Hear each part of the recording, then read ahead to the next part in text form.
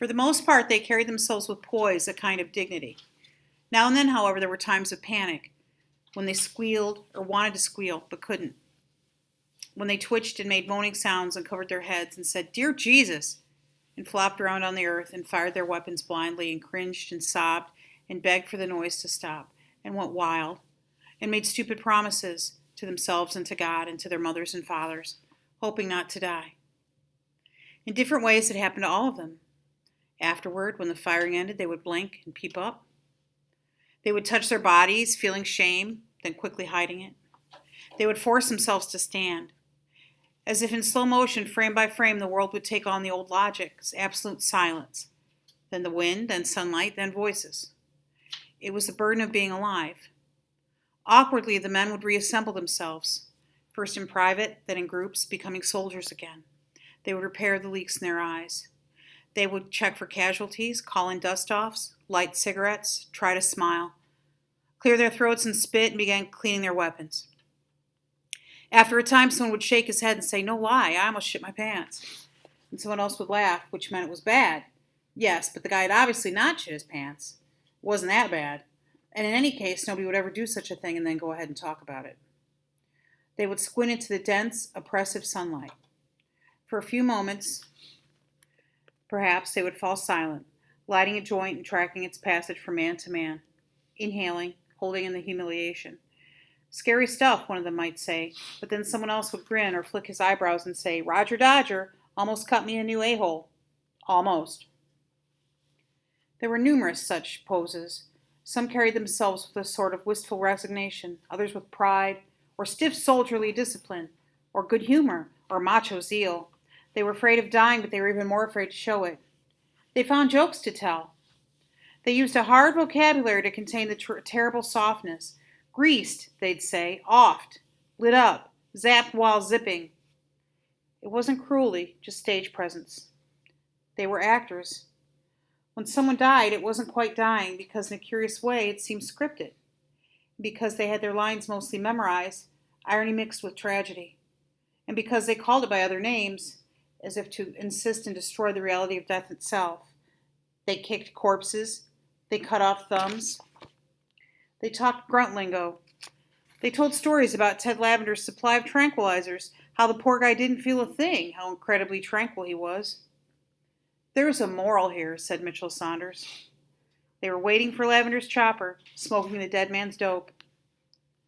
"The moral's pretty obvious," Sanders said. "Stay away from drugs. No joke, they'll ruin your day every time."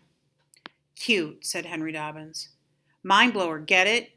Talk about Wiggy. Nothing left, just blood and brains." They made themselves laugh. "There it is," they'd say, over and over. "There it is, my friend, there it is." As if the repetition itself were an act of poise, a balance between crazy and almost crazy, knowing without going, "There it is," which meant, be cool, let it ride, because, oh yeah, man, you can't change what can't be changed. There it is. There it absolutely and positively and effing well is. They were tough. They carried all the emotional baggage of men who might die. Grief, terror, love, longing. These were intangibles. But the intangibles had their own mass and specific gravity. They had tangible weight. They carried shameful memories. They carried the common secret of cowardice barely restrained. The instinct to run or freeze or hide, and in many respects this was the heaviest burden of all, for it could never be put down. It required perfect balance and perfect posture. They carried their reputations. They carried the soldier's greatest fear, which was the fear of blushing. Men killed and died because they were embarrassed not to.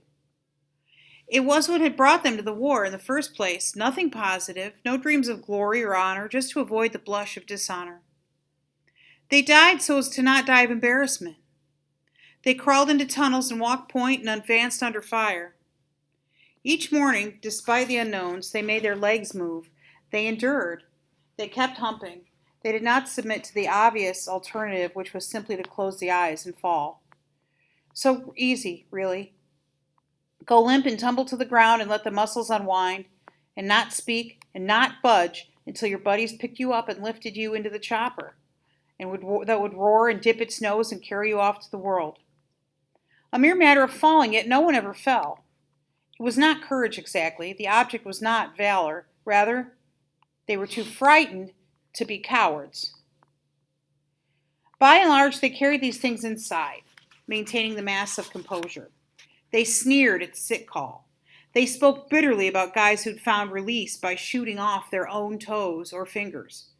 Pussies, they'd say, candy asses. It was fierce, mocking talk, with only a trace of envy or awe, but even so the image played itself out behind their eyes. They imagined the muzzle against flesh. So easy. Squeeze the trigger and blow away a toe. They imagined it. They imagined the quick, sweet pain, then the evacuation to Japan, then a hospital with warm beds and cute geisha nurses. And they dreamed of freedom birds. At night, on guard staring into the dark, they were carried away by jumbo jets. They felt the rush of takeoff. Gone, they yelled. And then velocity, wings and engines, a smiling stewardess.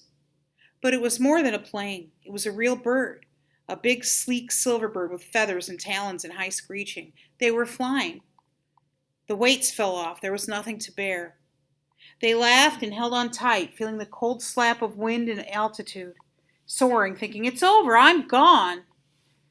They were naked, they were light and free. It was all lightness, bright and fast and buoyant, light as light, a helium buzz in the brain, a giddy bubbling in the lungs as they were taken up over the clouds in the war, beyond duty, beyond gravity and mortification and global entanglements. Seen Loy, they yelled. I'm sorry, mother uffers, but I'm out of it.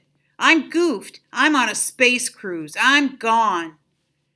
And it was a restful, unencumbered sensation, just riding the light waves, sailing that big freedom bird over the mountains and oceans, over America, over the farms and great sleeping cities and cemeteries and highways and the golden arches of McDonald's. It was flight, a kind of fleeing, a kind of falling higher and higher, spitting off the edge of the earth and beyond the sun and through the vast silent vacuum where there were no burdens and everything weighed exactly nothing. Gone, they screamed. I'm sorry, but I'm gone. And so at night, not quite dreaming, they gave themselves over to lightness. They were carried. They were purely born. On the morning after Ted Lavender died, First Lieutenant Jimmy Cross crouched at the bottom of his foxhole and burned Martha's letters. Then he burned the 2 photographs. There was a steady rain falling, which made it difficult, but he used heat tabs and sterno to build a small fire, screening it with his body and holding the photographs over the tight blue flame with the tips of his fingers. He realized it was only a gesture. Stupid, he thought, sentimental too, but mostly just stupid. Lavender was dead. You couldn't burn the blame. Besides, the letters were in his head. And now, without photographs, Lieutenant Cross could still see Martha. Playing volleyball in her white gym shorts and yellow t-shirt, he could see her moving in the rain. When the fire died out and Lieutenant Cross pulled his poncho over his shoulders and ate breakfast from a can. There was no great mystery, he decided. In those burned letters, Martha had never mentioned the war except to say, Jimmy, take care of yourself. She wasn't involved. She signed the letters love, but it wasn't love, and all the fine lines and technicalities did not matter. Virginity was no longer an issue.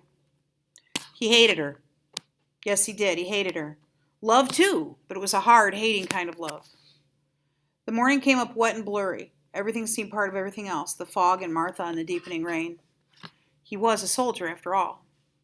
Half smiling, Lieutenant Jimmy Cross took out his maps. He shook his head hard as if to clear it, then bent forward and began planning the day's march. In 10 minutes, or maybe 20, he would rouse the men and they would pack up and head west, where the maps showed the country to be green and inviting. They would do what they had always done. The rain might add some weight, but otherwise it would be one more day layered upon all the other days. He was realistic about it. There was that new hardness in his stomach. He loved her, but he hated her. No more fantasies, he told himself. Henceforth, when he thought about Martha, it would be only to think she belonged elsewhere. He would shut down the daydreams. This was not Mount Sebastian. It was another world where there were no pretty poems or midterm exams, a place where men died because of carelessness and gross stupidity. Kiowa was right. Boom down and you were dead. Never partly dead. Briefly in the rain, Lieutenant Cross saw Martha's gray eyes gazing back at him. He understood. It was very sad, he thought, the things men carried inside, the things men do or felt they had to do. It was he almost nodded at her, but he didn't. Instead, he went back to his maps. He was now determined to perform his duties firmly and without negligence. It wouldn't help Lavender, he knew that. But from this point on, he would comport himself as an officer. He would dispose of his good luck pebble, swallow it maybe, use Lee Strunk's slingshot, or just drop it along the road. On the march, he would impose strict field discipline. He'd be careful to send out flank security to prevent straggling or bunching up, to keep his troops moving at the proper pace and at the proper interval. He would insist on clean weapons. He would confiscate the remainder of Lavender's dope. Later in the day, perhaps, he would call the men together and speak to them plainly. He would accept the blame for what had happened to Ted Lavender. He would be a man about it. He would look them in the eyes, keeping his chin level, and he would issue new standard operating procedure in a calm, impersonal tone of voice, a lieutenant's voice, leaving no room for argument or discussion. Commencing immediately, he'd tell them they would no longer abandon equipment along the routes of march. They would police up their acts. They would get their shit together, keep it together, and maintain it neatly and in good working order. He would not tolerate laxity. He would show strength, distancing himself. Among the men there would be grumbling, of course, and maybe worse, because their days would seem longer and their loads heavier. But Lieutenant Jimmy Cross reminded them his obligation was not to be loved, but to lead. He would dispense with love. It was now not a factor. And if anyone quarreled or complained, he would simply tighten his lips and arrange his shoulders in the correct command posture. He might give a curt little nod, or he might not. He might just shrug and say, "Carry on," and then would saddle up and form into a column and move out toward the villages west of Thonkey. Okay, so that whole chapter was about things they're carrying inside, outside, etc. We're going to look at the titles a little bit. This next chapter is very short. It's called Love. So think about what they just talked about. Love. He hates Martha, but he loves her, but it's a hard hating kind of love. But he also loves his men, and he feels responsible for Ted Lavender's death because when Strunk was in the tunnel, he wasn't as vigilant as he should have been because he was distracted by thoughts of Martha. So this next one's called Love. It's on page 26. And remember, this book isn't chronological, so now we're going into the future. Many years after the war, Jimmy Cross came to visit me at my home in Massachusetts. And for a full day, we drank coffee and smoked cigarettes and talked about everything we'd seen and done so long ago, all the things we still carried through our lives. Spread out across the kitchen table were maybe 100 old photographs. There were pictures of Rat Kiley and Kiowa and Mitchell Sanders, all of us, the faces incredibly soft and young. At one point, I remember we paused over a snapshot of Ted Lavender, and after a while, Jimmy rubbed his eyes and said he had never forgiven himself for Lavender's death. It was something that would never go away, he said quietly, and I nodded and told him I felt the same about certain things. Then for a long time, neither of us could think of much to say. The thing to do, we decided, was to forget the coffee and switch to gin, which improved the mood, and not much later we were laughing about some of the craziness that used to go on.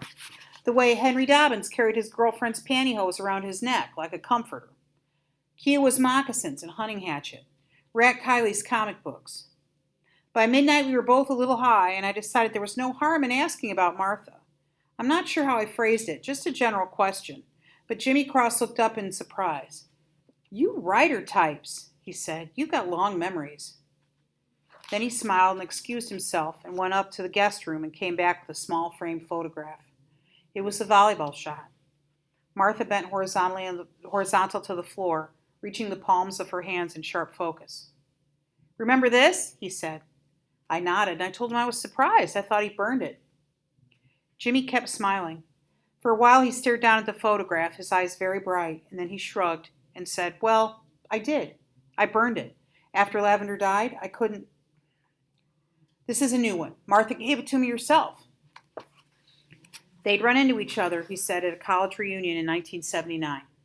Nothing had changed. He still loved her. For 8 or 9 hours, he said, they spent most of their time together. There was a banquet, and then a dance, and then afterward there was a walk across the campus and talked about their lives. Martha was a Lutheran missionary now, a trained nurse, although nursing wasn't the point. She'd done service in Ethiopia and Guatemala and Mexico. She'd never married, she said, and probably never would. She didn't know why. But as she said this, her eyes seemed to slide sideways, and it occurred to him there were things about her he would never know. Her eyes were gray and neutral. Later, when he took her hand, there was no pressure in return. And later still, when he told her he still loved her, she kept walking and didn't answer. And then after several minutes, looked at her wristwatch and said it was getting late. He walked her back to the dormitory. For a few moments, he considered asking her to his room, but instead he laughed and told her how back in college he'd almost done something very brave. It was after seeing Bonnie and Clyde, he said. And on the same spot, he almost picked her up and carried her to his room and tied her to the bed and put his hand on her knee and just held it there all night long. It came close, he told her. He'd almost done it. Martha shut her eyes. She crossed her arms at her chest as if suddenly cold, rocking slightly, and then after a time she looked at him and said she was glad he hadn't tried it. She didn't understand how men could do those things. What things? He asked, and Martha said, the things men do. Then he nodded. It began to form. Oh, he said, those things. At breakfast the next morning, she told him she was sorry. She explained there was nothing she could do about it. And he said he understood, and she laughed and gave him the picture and told him not to burn this one up. Jimmy shook his head. It doesn't matter, he finally said. I love her. For the rest of his visit, I steered the conversation away from Martha. At the end, though, as we were walking out to his car, I told him I'd like to write a story about some of this. Jimmy thought it over and gave me a little smile. Why not? He said. Maybe she'll read it and come begging. There's always hope, right? Right, I said. He got into the car and rolled down the window. Make me out to be a good guy, okay? Brave and handsome, all that stuff. Best platoon leader ever. He hesitated for a second. Do me a favor. Don't mention anything about... No, I said. I won't. Okay. First time I read this book, I did not get this, and I think I started to get it when I reread it a little while ago. The way Martha never responds to him. And then she said she never married, probably never would. She didn't know why, but her eyes seemed to slide sideways. If someone's telling you something and their eyes dart to the left, that's usually body language that they're lying. And that's why he said there's things about her he wouldn't know. And then when she said the things men do, and it said it started to form for him. And then she said there's nothing she can do about it. So she might be gay. Now, the author, I looked up, of course, the author is not going to tell you that flat out. He wants you to figure it out yourself. But those are the clues. That's why Martha never responded to Jimmy. Even though he said, doesn't matter, I love her. All right. The next one is called spin. Putting a fancy spin on something. That's what you do when you're playing billiards, right? Or pool. You put a spin on the ball so it goes the way you want it to. And lately, spin is what people put on the news to make it go one way or the other. That's been terrible the last few years. Okay, that's why people have a no spin zone, okay, saying that supposedly that they're not putting their own biases onto the news. But it's almost impossible to find a news broadcast that doesn't have some kind of spin on it. So he said there's some parts of the war that you can put a fancy spin on, and that's why this chapter is called Spin. It's on 30. Is this the last chapter? Yes, the last one we'll read today. The war wasn't all terror and violence. Sometimes things could get almost sweet. For instance, I remember a little boy with a plastic leg. I remember how he hopped over to Azar and asked for a chocolate bar. GI number 1, the kid said. And Azar laughed and handed over the chocolate. When the boy hopped away, Azar clicked his tongue and said, "War's a bitch." He shook his head sadly. One leg, for Christ's sake. Some poor effer ran out of ammo. Okay. Think about that one a little bit. A lot of us would say, oh, that poor little boy only has one leg. And his thought is, someone ran out of ammo. That's why the kid only lost a leg. I remember Mitchell Saunders sitting quietly in the shade of an old banyan tree. He was using a thumbnail to pry off at the body lice. Working slowly, carefully depositing the lice in a blue USO envelope. His eyes were tired. It had been a long 2 weeks in the bush. After an hour or so, he sealed up the envelope, wrote "free" in the upper right-hand corner, and addressed it to his draft board in Ohio. Okay. That's a big screw you to the draft board, isn't it? Picking off his body lice and mailing it to them. On occasions, the war was like a ping pong ball. You could put a fancy spin on it and you could make it dance. I remember Norman Bowker and Henry Dobbins playing checkers every evening before dark. It was a ritual for them. They would dig a foxhole and get the board out and play long, silent games as the sky went from pink to purple. The rest of us would sometimes stop by to watch. There was something restful about it, something orderly and reassuring. There were red checkers and there were black checkers. The playing field was laid out in a strict grid, no tunnels, no mountains or jungles. You knew where you stood. You knew the score. The pieces were out on the board. The enemy was visible. You could watch the tactics unfolding into larger strategies. There was a winner and a loser, and there were rules. Okay, so that's just a reaction to the war, where there's really no rules. And they really don't even know why they're fighting. I'm 43 years old. I'm a writer now, and the war has been over for a long while. Much of it's hard to remember as I sit at the typewriter and stare through my words and watch Kiowa sinking into the deep muck of a shit field, or Kurt Lemon hanging in pieces from a tree. And as I write about these things, the remembering has turned into a kind of re-happening. Kiowa yells at me. Kurt Lemon steps from the shade into the bright sunlight, his face brown and shining, and then he soars into the tree. The bad stuff never stops happening. It lives in its own dimension, replaying itself over and over. But the war wasn't always that way. Like when Ted Lavender was too heavy on the tranquilizers. How's the war today, somebody would say, and Ted Lavender would give a soft, spacey smile and say, "Mellow, man. We got ourselves a nice, mellow war today." And like the time we enlisted an old papasan to guide us through the minefields out on the Batangan Peninsula. The old guy walked with a limp, slow and stooped over, but he knew where the safe spots were, where you had to be careful, and where even if you were careful, you could end up like popcorn. He had a tightrope walker's feel for the land beneath him. Its surface tension, the give and take of things. Each morning we'd form up a long column, the old papasan up front. And for the whole day we'd troop along after him, tracing his footsteps, playing an exact and ruthless game of follow the leader. Rat Kiley made up a rhyme that caught on, and we'd all be chanting it together. Step out of line, hit a mine. Follow the dink, you're in the pink. All around us, the place was littered with bouncing betties and toe poppers and booby-trapped artillery rounds. But in those 5 days on the Batangan Peninsula, nobody got hurt. We all learned to love the old man. It was a sad scene when the choppers came to take us away. Jimmy Cross gave the old papasan a hug. Mitchell Sanders and Lee Strunk loaded him up with boxes of sea rations. There were actually tears in the old guy's eyes. "Follow Dink," he said to each of us. "You go pink."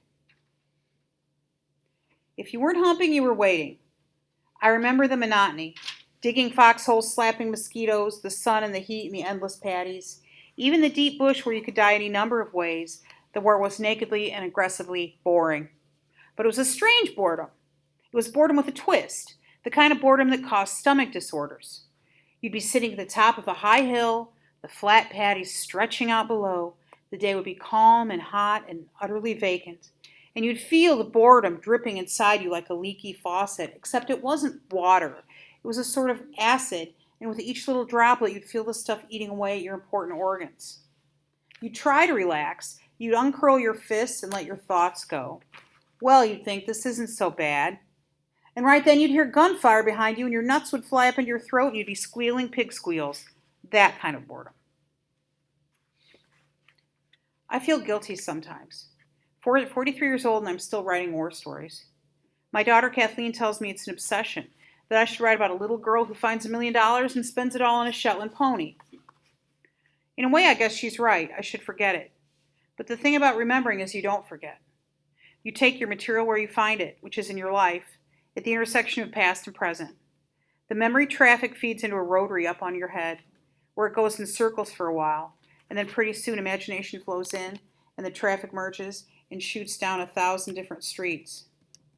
As a writer, all you can do is pick a street and go for the ride, putting things down as they come at you. That's the real obsession, all those stories. Not bloody stories necessarily, happy stories too, and even a few peace stories. Here's a quick peace story. Guy goes AWOL. Shacks up in Da Nang with a Red Cross nurse. It's a great time. The nurse loves him to death. The guy gets whatever he wants it. The war's over, he thinks. Just nookie and new angles. But then one day he rejoins his unit in the bush. Can't wait to get back in action. Finally, one of the buddies asks him what happened to the nurse. Why so hot for combat? And the guy says, all that peace, man. It felt so good it hurt. I want to hurt it back. I remember Mitchell Saunders smiling as he told me that story. Most of it he made up, I'm sure. But even so, it gave me a quick truth goose. Because it's all relative. You're pinned down at some filthy hellhole of a patty, getting your ass delivered to kingdom come. Then for a few minutes, everything goes quiet. You look up and see the sun and a few puffy white clouds, and the immense serenity flashes against your eyeballs. The whole world gets rearranged. And even though you're pinned down by war, you never felt more at peace. What sticks to memory often are those odd little fragments that have no beginning and no end. Norman Bowker lying on his back one night watching the stars, then whispering to me, I'll tell you something, O'Brien. If I could have one wish, anything, I'd wish for my dad to write me a letter and say it's okay if I don't win any medals. That's all my old man talks about, nothing else. How he can't wait to see my goddamn medals. Or Kiowa teaching a rain dance to Rat Kiley and Dave Jensen, the three of them hooping and leaping around barefoot, while a bunch of villagers looked on with a mixture of fascination and giggly horror. Afterward, Rat said, so where's the rain? And Kiowa said, the earth is slow, but the buffalo is patient. And Rat thought about it and said, yeah, but where's the rain? Or Ted Lavender adopting an orphan puppy, feeding it from a plastic spoon and carrying it in his rucksack until the day Azar strapped the puppy to a Claymore anti-personnel mine and squeezed the firing device. Okay, what's that mean? What just happened?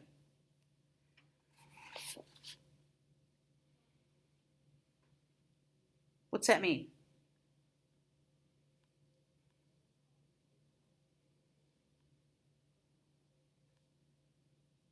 Sam, what's that mean? I don't know. I have a guess. I don't think it's right. What's your guess? Kill the dog. He killed the dog. The guy blew the other guy's dog up. He strapped it to a mine and hit the shooting device. Hit the trigger. Those were good spots. Like, was it used as a bait? He probably didn't want it anymore. Used as a bait. Just what he wanted to do. Remember, they're mentally they're not in it's kind of a proof mentally they're not the healthiest there. The average age in our platoon, I guess, was 19 or 20, and as a consequence, things often took on a curiously playful atmosphere, like a sporting event at some exotic reform school. The competition could be lethal, yet there was a childlike exuberance to it all. Lots of pranks and horseplay, like when Azar blew away Ted Lavender's puppy. What's everybody so upset about? Azar said. I mean, Christ, I'm just a boy. He's 19 or 20. I remember these things too. The damp fungal scent of an empty body bag. A quarter moon rising over the nighttime paddies. Henry Dobbins sitting in the twilight, sewing on his new buck sergeant stripes, quietly singing, a tisket, a tasket, green and yellow basket. A field of elephant grass waved with wind, bowing under the stir of helicopter blades. The grass dark and servile, bending low, but then rising straight again when the chopper went away. A red clay trail outside the village of Maikee. A hand grenade. A slim, dead, dainty young man of about 20. Kyo was saying, no choice, Tim. What else could you do? Kyo was saying, right? Kyo was saying, talk to me. 43 years old, and the war occurred half a lifetime ago, and yet the remembering makes it now. And sometimes remembering will lead to a story, which makes it forever. That's what stories are for. Stories are for joining the past to the future. Stories are for those late hours in the night when you can't remember how you got from where you were to where you are. Stories are for eternity, when the memory is erased, when there's nothing to remember except the story. All right, so you guys can work